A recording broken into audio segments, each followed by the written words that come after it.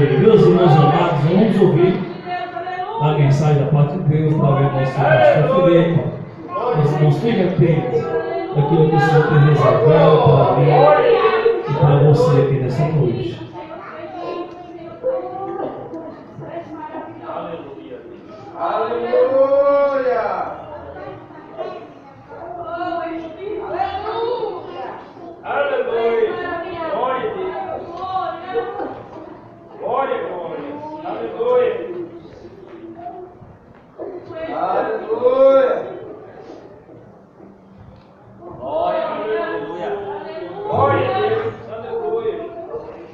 Meus irmãos, recebam a paz do Senhor. Diga: Jesus é maravilhoso. Livro do profeta messiânico, profeta Isaías, capítulo de número 38. Nós estaremos lendo 2 versos. O verso de número 1 e o verso de número 2. Livro do profeta Isaías, capítulo de número 38, versículo de número 1 e o versículo de número 2.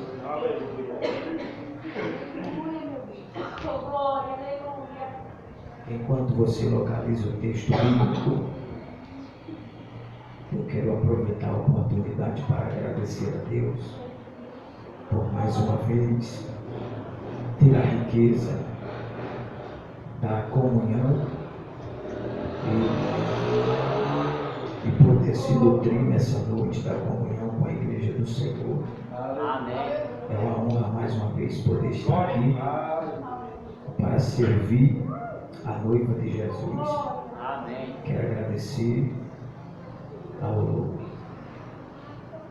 nobre pastor Sival, glória a Jesus.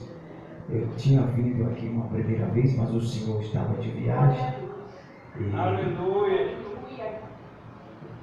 E Deus aproveitou essa oportunidade para nos convidar mais uma vez, através do meu amigo, o obreiro do Senhor Jesus.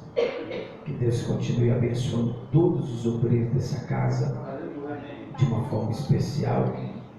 E a minha palavra nesse altar é de gratidão a Deus. Meus irmãos, eu não quero cansar os irmãos nem a igreja. Só com a oração que a irmã fez aqui já dava para a gente entregar a bênção apostólica. Porque caiu fogo do céu, foi que nem a oração de Elias. E só com essa oração eu já estava satisfeito.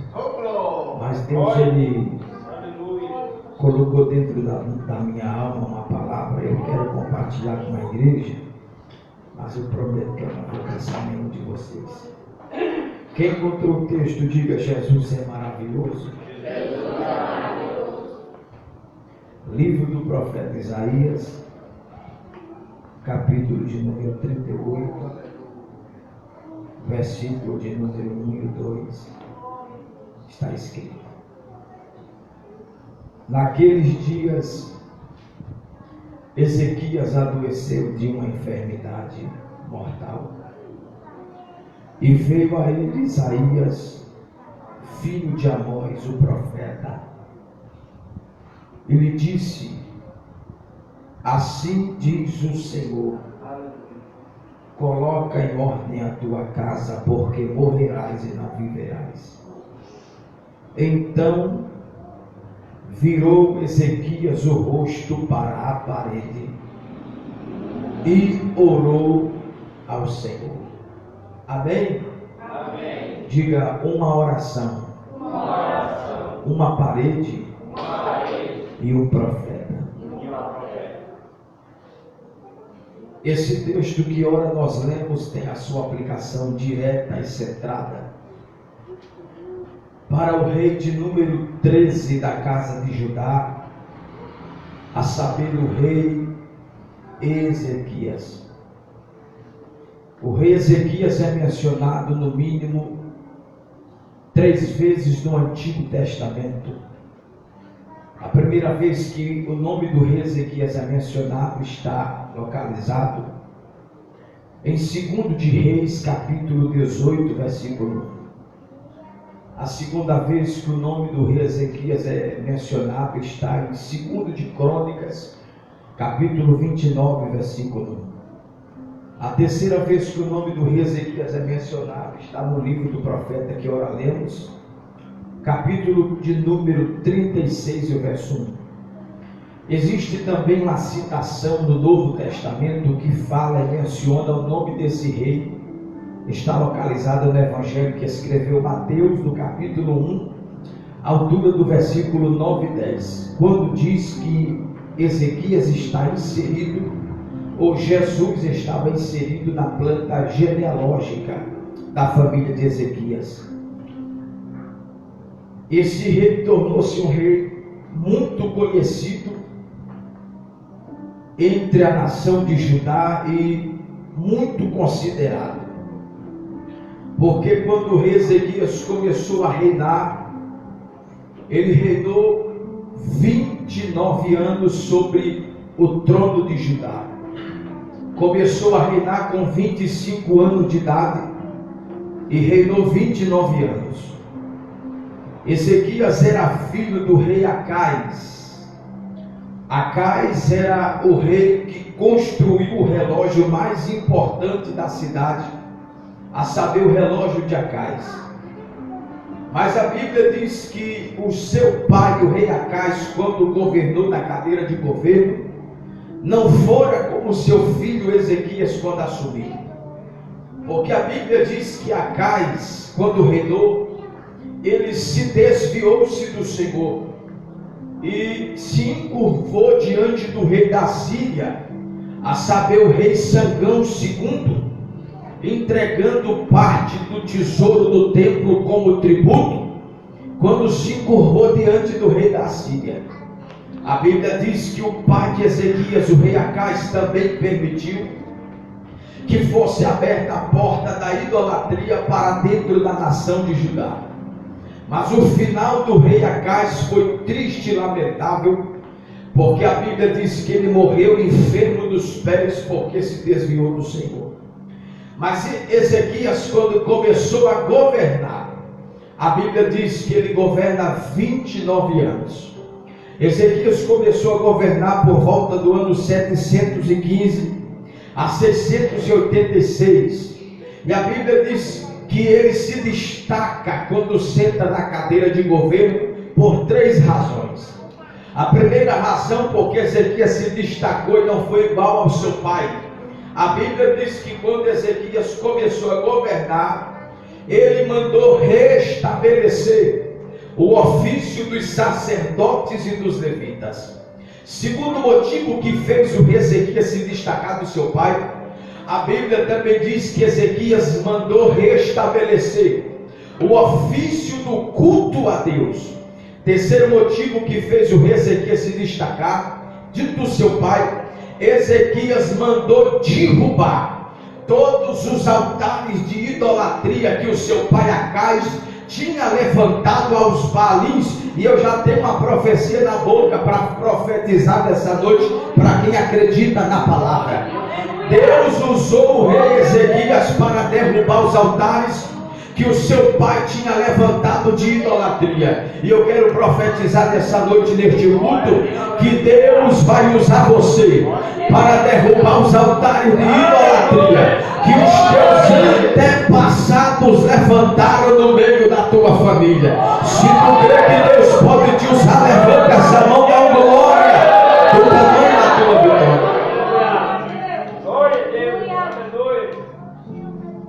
Só que a Bíblia diz que um dia a enfermidade bateu na porta do palácio e acometeu esse rei Ezequias de grau mortal.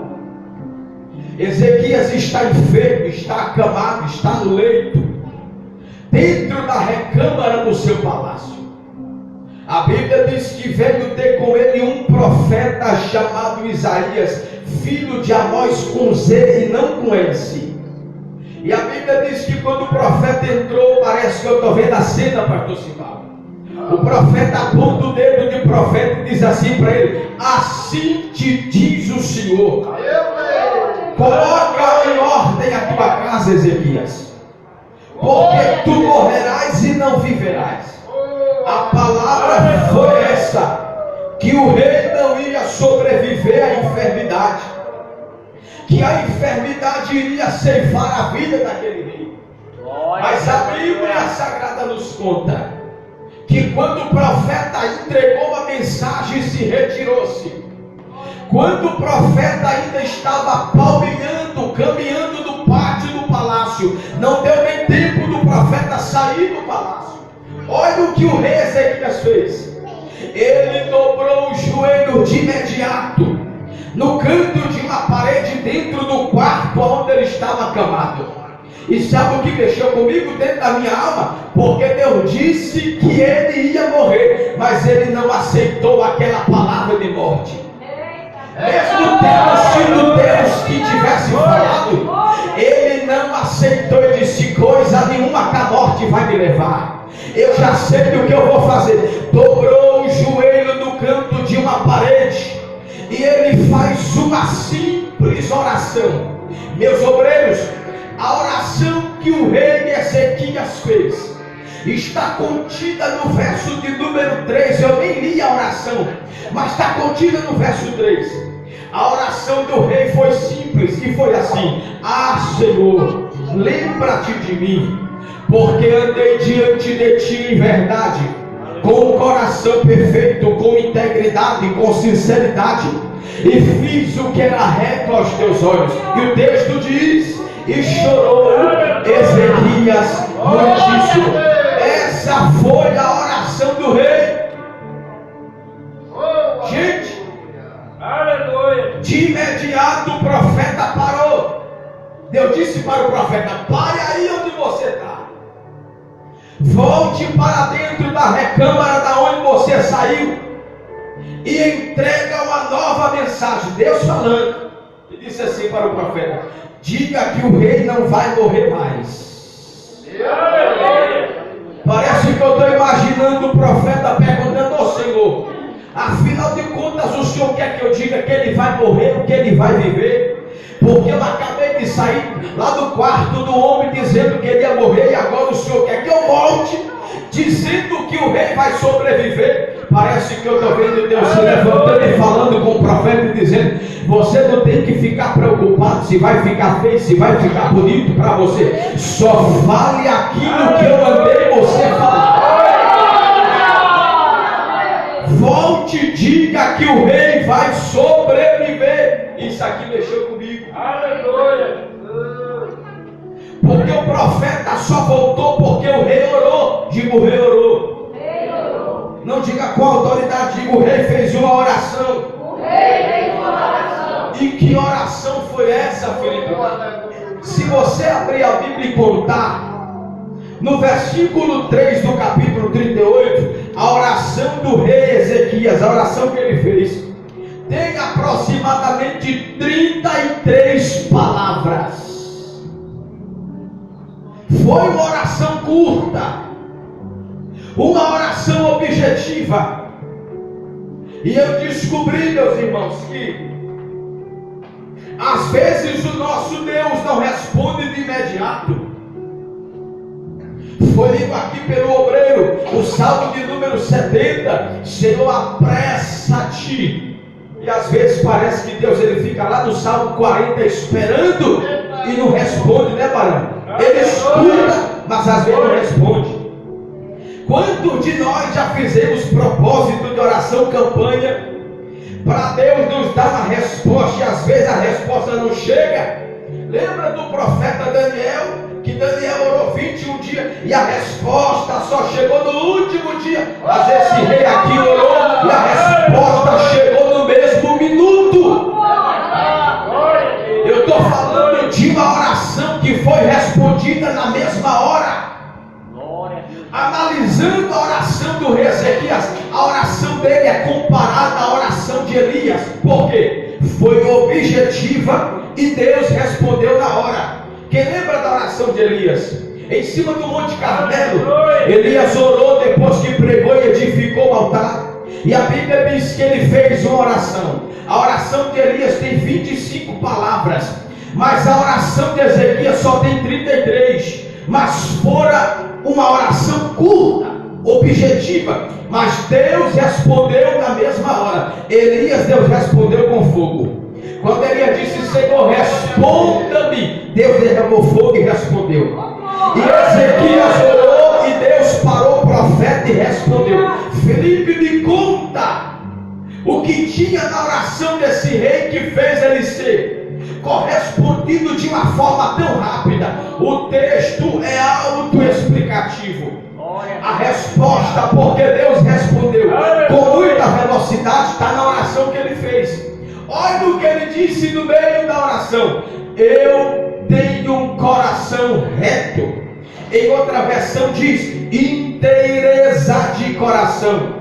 Em outra versão diz um coração íntegro. Em outra versão diz sinceridade. O rei Ezequias, quando orou, ele estava dizendo assim: Senhor, eu estou orando com sinceridade. E deixa eu dizer uma coisa para a igreja: Deus ama o crente que ora com sinceridade. Sabe o que eu descobri sobre a sinceridade, igreja? Às vezes a gente não tem tempo de orar 1 hora, por causa da rotina, da labuta diária, e a gente ora 5 minutos, mas por causa da tua sinceridade, Deus registrou os 5 minutos de oração que você fez. Isso é sinceridade. Quando você está no teu dia a dia, fazendo as tuas ocupações, os teus afazeres, na tua casa, no teu lado, no teu trabalho, no teu veículo, e você ora com Deus, você não gastou 1 hora em cima do monte ou dentro do quarto. Você fez uma oração tão simples, mas foi sincera. E a Bíblia inteira fala sobre a sinceridade. A Bíblia diz que Deus, Ele ama a sinceridade. E crente que ora com sinceridade é assim: quando ele ora, Deus não demora para responder. Eu não sei se eu creio, mas eu vim profetizar. Deus registrou a tua oração de 5 minutos que você fez, mas Ele registrou porque foi com sinceridade. O rei orou com sinceridade, por isso que a oração foi respondida tão rapidamente. E a oração foi tão sincera que retrocedeu 3 coisas. É isso que eu quero pregar para vocês. 3 coisas voltaram por causa da oração do rei. Primeira coisa que retrocedeu, o profeta. Diga o profeta. O profeta retrocedeu, pastor Simão. A primeira vez que o profeta entrou no quarto, na recâmara, foi para entregar uma palavra de morte: tu vai morrer. Na segunda vez que o profeta volta, é para entregar uma palavra de vida: tu vai viver. E profeta na Bíblia aponta para a palavra de Deus, porque o profeta tinha a missão de falar aquilo que Deus ordenava. Quando o profeta volta, depois que o rei faz aquela oração sincera, Deus estava dizendo assim: para quem ora com sinceridade, a última palavra sempre será a minha.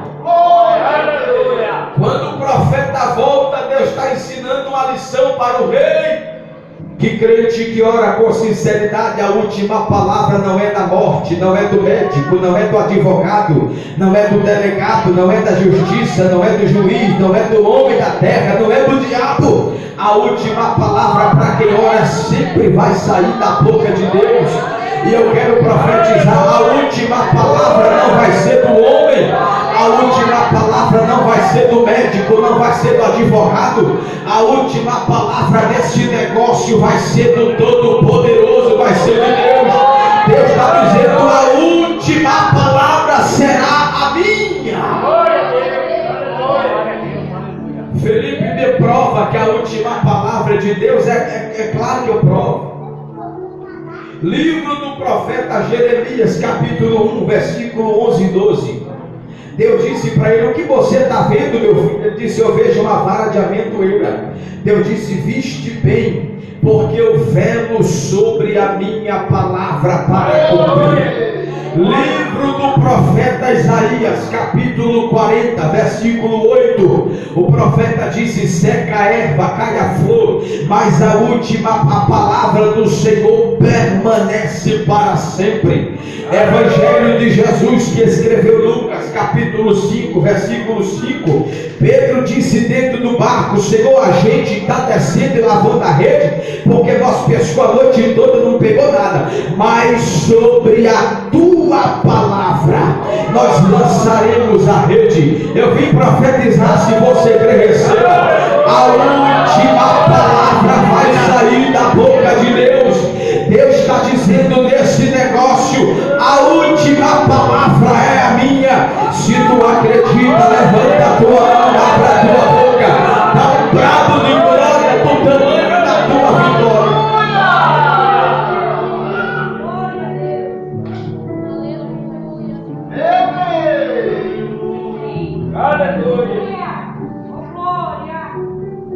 Por que você está preocupado? Por que você está aflito? Por que você está angustiado? Se Deus está falando em tom profético nesse culto e dizendo: a última palavra é minha, então descanse. Ela é baixandaraia. A última palavra não será que disseram. A última palavra será que vai sair da boca de Deus. Felipe, mas disseram que não tem mais jeito, que não tem mais saída, que não tem mais solução. Mas o nosso Deus, quando fala, é prego batido de ponta virada. Se ele falou, está falado. Se o homem falar, está falido. Mas quando é o nosso Deus que fala, a gente descansa. A primeira coisa que retrocedeu por causa da oração da sinceridade do rei, o profeta. A segunda coisa que retrocedeu, o relógio. Diga: o relógio. Deus disse assim para o profeta: ele vai me pedir uma confirmação. Como prova que eu estou curando ele da enfermidade, diga para ele que eu estou atrasando 10 graus da sombra do relógio da cidade. Como sinal e confirmação que eu estou curando ele. Porque nosso Deus é assim, ele não deixa dúvida, ele fala e confirma. Diga para ele que eu estou curando e com confirmação eu vou voltar 10 graus da sombra do relógio. Quando o profeta disse isso, o rei sabia que era impossível voltar 10 graus da sombra do relógio, porque quem construiu o relógio foi o pai dele, quando governou na cadeira de governo. Por isso que o nome do relógio é relógio de Acais, porque foi o rei Acais que construiu o pai de Ezequias. E Ezequias sabia que o relógio era perfeito, que o relógio não falhava. Aí para atrasar 10 graus da sombra do relógio era fácil. Deus tinha que usar o que a geografia da terra ensina: movimento de rotação e movimento de translação. A terra girando no eixo do sol e a terra girando no eixo de si mesma. Deus parou, voltou 10 graus e disse: está aí, estou confirmando que eu estou curando o rei. O relógio voltou, foi a segunda coisa que voltou. O relógio, meu grande Marcão. Se o profeta representa a palavra, o relógio representa o tempo. Diga: o tempo. Só quem está no culto, diga: o tempo. E a Bíblia inteira, de capa a capa, está regimentada em cima de dois tipos de tempo: o tempo da terra e o tempo do céu. O tempo da terra é chamado de Cronos, o tempo do céu é chamado de Kairos. E não é o tempo da terra que move o tempo do céu, é o tempo do céu que move o tempo da terra. Deus, ele não trabalha no nosso tempo, na nossa hora, no nosso quando a gente quer. Deus trabalha no Kairos dele, é no tempo dele. Felipe, é no tempo dele, quem trabalha é no tempo dele. Quando o relógio volta, Deus está dizendo: quem manda no tempo sou eu, quem manda nas horas também sou eu. Quem manda nos minutos, nos dias sou eu. E Deus trouxe você nesse culto para te dizer, foi lido aqui no Salmo 70, apressa-te, ó Deus. Mas às vezes Deus leva a gente lá para o Salmo 40 e a gente tem que esperar no Deus da nossa salvação. Mas você chegou nesse culto para você saber, Deus não atrasa, não antecipa, só chega na hora exata. Quando for o momento certo, Ele vai chegar. E quando Ele chegar, ninguém pede o que Ele tem para entregar para você. Tem alguém que está aqui que está dizendo, Deus, todo mundo está recebendo, e quando é que eu vou receber?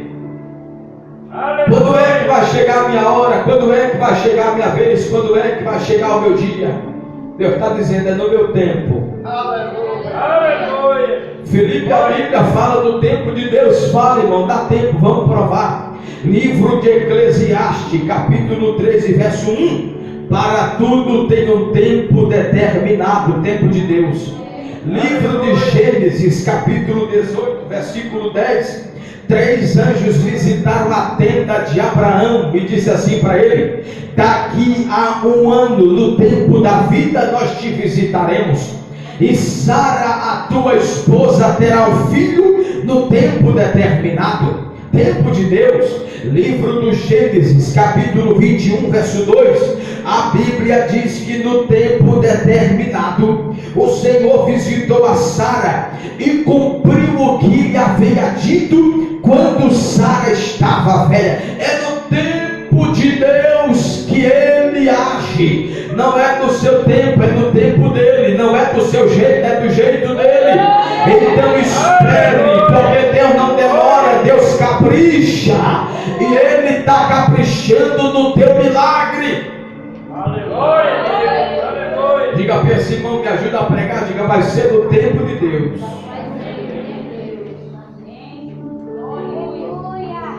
Vamos embora, porque esse negócio do tempo,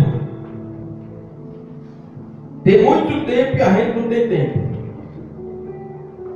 A Bíblia diz que a terceira coisa que voltou por causa da oração do rei foi a morte. Primeiro, profeta. Segundo, relógio. Terceiro, a morte. Diga a morte. Eu digo assim para tu repetir, é para tu aprender. A morte. Eu descobri que a morte é rápida. A morte ela é rápida. Né, pastor Simão? Quando ela vem, se Deus não livrar, ela traga. Ela leva, ela ceifa. Pode ser rico, pode ser pobre, pode ter carro, pode estar a pé. Quando a morte vem, ela não vacila. Ela é rápida. É 1 segundo. Não é assim? Ela não é verdade. Mas eu descobri uma coisa que é mais rápida do que a morte, meu pastor. A oração de um crente sincero. Eu vou repetir. Eu descobri uma coisa que é mais rápida do que a morte. O que, Felipe? A oração de um crente que ora com sinceridade. Quando o profeta disse o rei vai morrer, coloque em ordem a casa. Parece que eu estou vendo, minha pastora, a morte se levantando e dizendo: é para agora que eu vou lá, é agora, é para tirar a vida do rei, só se for agora. Antes que a morte chegasse na recâmara do palácio, uma oração subiu e uma resposta desceu. E antes que a morte chegasse para tragar, Deus disse: não morre mais, para tudo, porque chegou aqui em cima uma oração. Oh, meu irmão, deixa eu dizer, se não fosse aquela oração que tu recebesse naquele dia, que eu recebi naquele dia, a morte já estava preparada, dizendo: vou lá, vou ceifar a vida dele, vou ceifar a vida dela. É agora, vai ser desse assalto, vai ser desse acidente, vai ser dessa tragédia, vai ser dessa enfermidade, vai ser agora, nessa ocasião que eu vou ceifar. Mas alguém orou com sinceridade, Deus te livrou. Alguém orou e botou o joelho no chão e disse: Deus, não deixa que a morte toque nele, não deixa que a... Quantos livramentos o meu Deus me deu,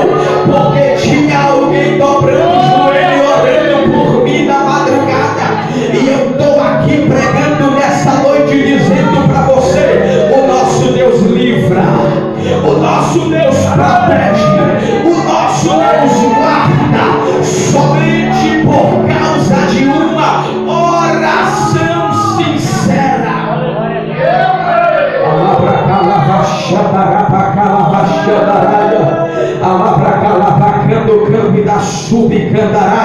É por isso que você não pode parar de orar por eles.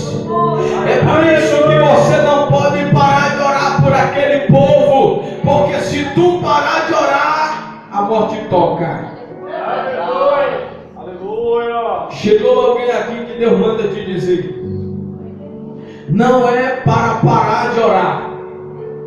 Aleluia. Porque se tu parar, eu tenho livrado porque tu tem orado, mas se tu parar de orar, a morte vai tocar. Aleluia.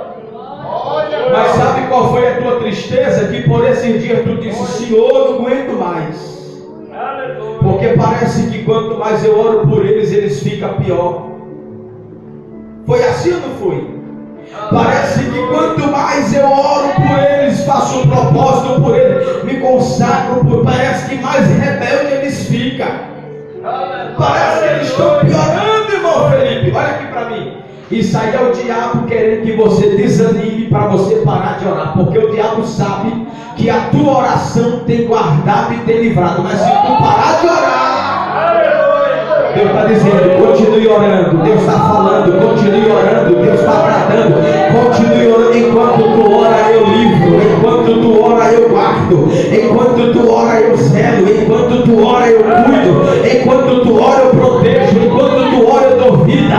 Enquanto tu ora, eu visito na madrugada. Enquanto você está orando, tem alguém que está recebendo um livramento de morte nessa noite. Alexia, direcione uma mão na direção daquela casa agora. Alabachando o câmbio da subcandaraia. Direcione uma mão na direção daquela casa agora. Porque tem agora uma família que está sendo visitada. Tem agora uma alma que está sendo visitada. Só por detrimento dessa oração que tu está fazendo hoje aqui no culto do celeiro. E tem mais, Deus está mandando dizer: é noite de livramento. A morte disse: vou matar, mas Deus está dizendo: só por causa da oração da igreja, eu estou enviando um anjo que livra. Eu estou dando livramentos de morte. Eu estou dando livramento de emboscada, de cilada. Eu estou dando livramento de infarto, de AVC. Eu estou dando livramento de acidente na BR, no asfalto. O nosso Deus livra. Eu vou deixar você orar. Eu vou deixar você falar com Jesus. Fale com Jesus. Eu não sei quem é que tu vai apresentar agora, mas Deus está dizendo: apresenta ele nas minhas mãos agora. Aproveita este culto para colocar nas minhas mãos, porque o Deus que escuta a oração sincera está nessa casa. Eleva Xandaraia. Alavacandarava Surimicandaraya. Apresente alguém agora. A morte não vai ceifar, não vai tocar, não vai ter tragédia, porque o nosso Deus escuta a nossa oração dessa noite.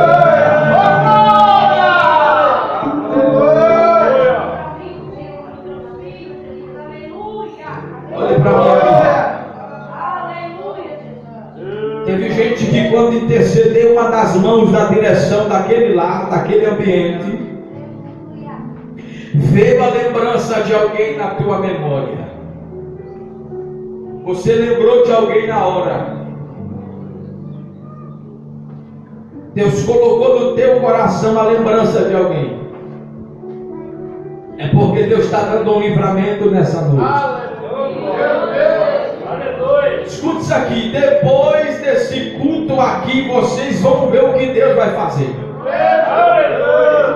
O tanto de livramento que Deus está liberando do trono para a terra nessa noite.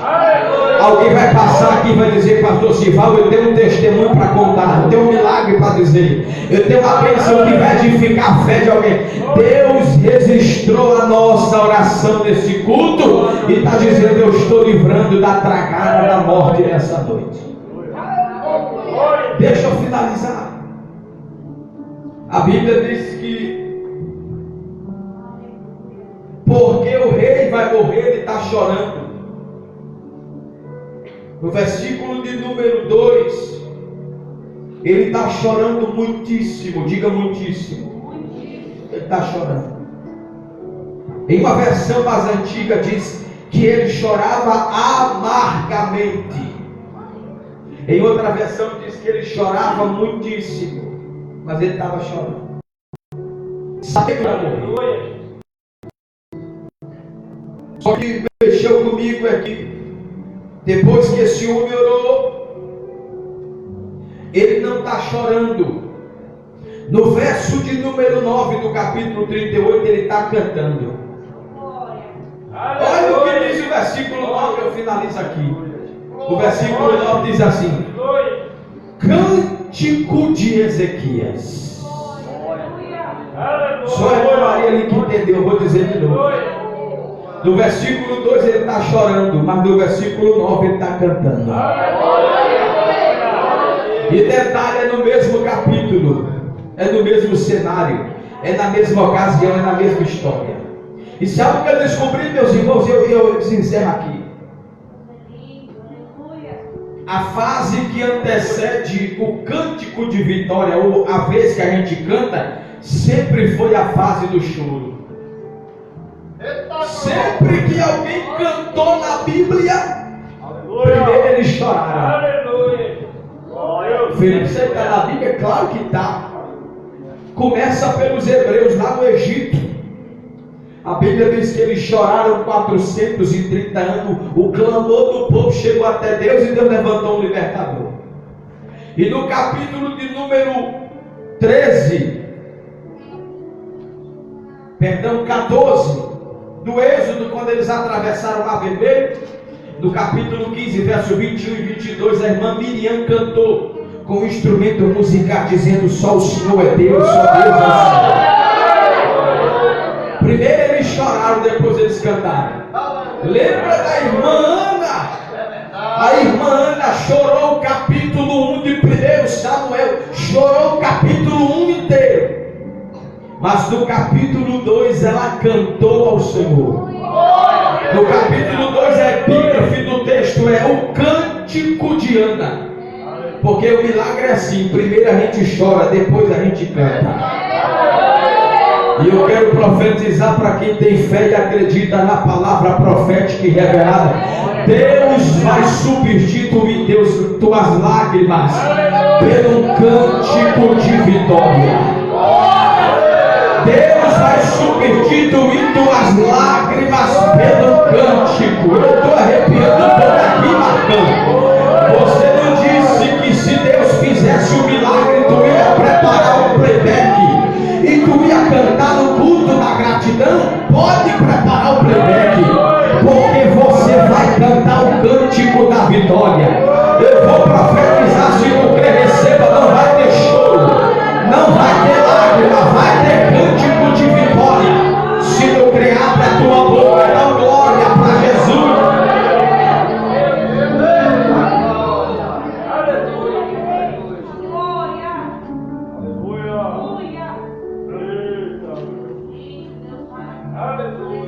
Eu não sei quem tem te fazido chorar,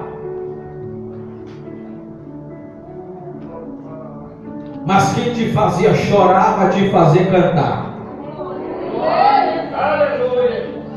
Disseram assim: para de orar por eles, não tem mais jeito, não tem mais solução, aí isso é caso perdido.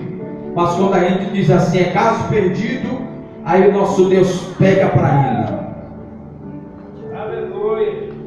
Deus tem visto quando você na calada da madrugada tem chorado sozinho, para ninguém ver. Quando tu tem sufocado até o teu choro para ninguém escutar e ninguém acordar. Quando tu tem entrado dentro daquele quarto, dentro daquele banheiro, e tu tem dito: Deus, eu não estou suportando mais. Eu não tenho nem mais força para dizer mais nada. A tua oração tem sido como a de Ana. Mas eu vim profetizar no culto do celeiro, debaixo da autoridade do nome de Jesus. Não vai ter morte, não vai ter velório, não vai ter tragédia, não vai ter cerimônia fúnebre, não vai ter cemitério, vai ter culto de ação de graças. Vai ter culto de ação de graças. Vai ter culto de ação de graças. E quando tiver o culto, o pastor Sival vai dizer: prepare a oportunidade para cantar o cântico da vitória, viu? Porque o milagre nessa noite é certo e tem endereço certo. Coloque a mão no seu coração, eu quero finalizar. Aleluia. Você está do mesmo do jeito que você está. Aleluia. Porque o texto diz: eu ouvi tua oração e vi as tuas lágrimas. Diga para ele que ele não vai morrer mais, agora ele vai viver. E a Bíblia diz que o rei recebeu de Deus saúde. Remante que varácia. Recebeu de Deus um milagre. Com a mão no coração, do jeito que você está. Eu não sei qual foi a palavra que tu escutou por esses dias, que entristeceu o teu coração. Mas Deus está dizendo: a última palavra é minha. O tempo também é meu,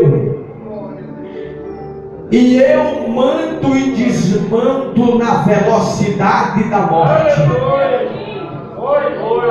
Fica tranquilo, não vai ter morte na casa, não vai ter morte no ambiente, não vai ter morte naquele cenário, porque o nosso Jesus está visitando hoje, está trazendo vida e livramento. Eu queria, com a mão no coração, você dissesse assim: obrigado, Jesus. Diga mais uma vez: obrigado, Jesus. Diga pela terceira vez: obrigado, Jesus. Porque quando a gente agradece pelos olhos da fé, a gente está consumando o milagre. E se você veio nesse culto buscar o teu milagre, pega o teu milagre aí agora. Leva o teu milagre para casa. Faz que nem aquele irmão, fecha a mão assim e receba teu milagre. Leva saúde, leva livramento, leva vida, leva paz, leva restauração, leva renovo. Recebe nessa noite teu milagre no nome de Jesus. Eu quero agradecer minha oportunidade, pedir que você dê uma salva de palmas para o nome de Jesus. Aleluia.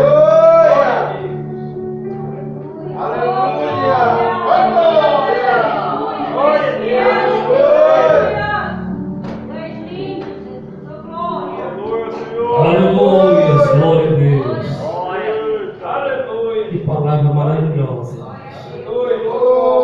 Deus continua abençoando nosso pastor Felipe, que nos trouxe a substanciosa mensagem. Deus que vieram adorar o Senhor conosco nessa noite.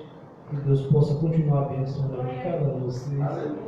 Nos vamos poder acompanhar também na nossa live. Que Deus abençoe. Amanhã, irmãos, nós temos o nosso